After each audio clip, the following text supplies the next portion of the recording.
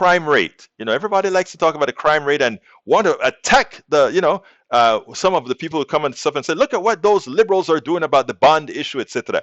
What they forget is that the bonds people love to vote Republican. The people who are the bail bonds persons vote Republican. And in that regards, Republicans are responsible for having these bonds that we have out there.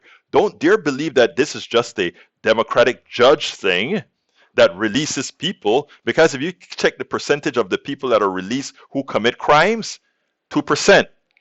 2%. Okay? The released on bond that do violent things, 2%. Compare that to the crime itself in the country, and you see it's not too far off, right? So therefore, even though if your particular person was killed, maimed, or hurt by somebody who was released on bond, to you, that is the end of the world, and it should be.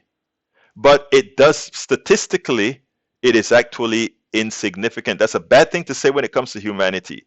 But when you're making policy, you cannot make policy based on what happens to an individual. You make policy based on society. And that's how you get good policy. But again, if you really want to know who's responsible for crime, I can tell you categorically, and she can as well.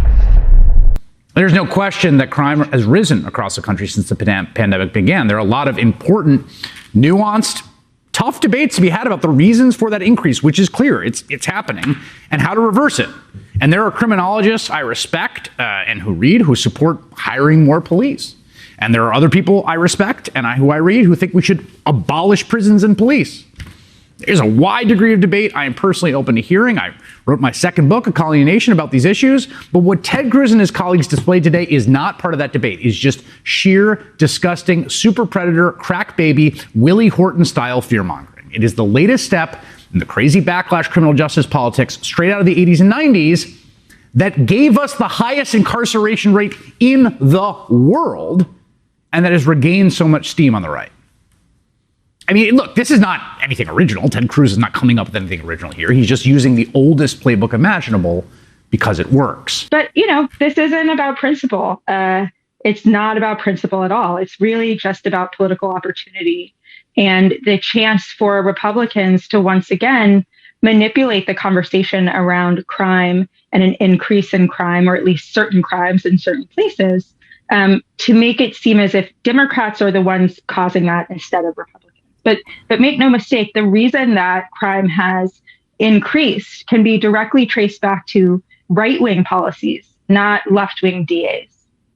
I think this conversation has been weaponized right now, and not just by Republicans, but largely by Republicans, right? To indicate that this is a lack of police or prosecutors. But what I think is happening, and what I think a lot of people who think about the system holistically can see, is that we're in the middle of a pandemic. We've dealt with unprecedented isolation, uncertainty. Kids aren't in school. We are in a moment of deep societal flux. And it's not surprising to me that in a country that doesn't actually provide the social services or, safety nets that people need, that crime has gone up. Absolutely. So in a time when we don't have a real social safety net, what else is there to expect? We spend a lot of time deconstructing the news, trying to parse it into a form that everybody can understand. We try to find those little nitpicks where it flies above the fray, etc.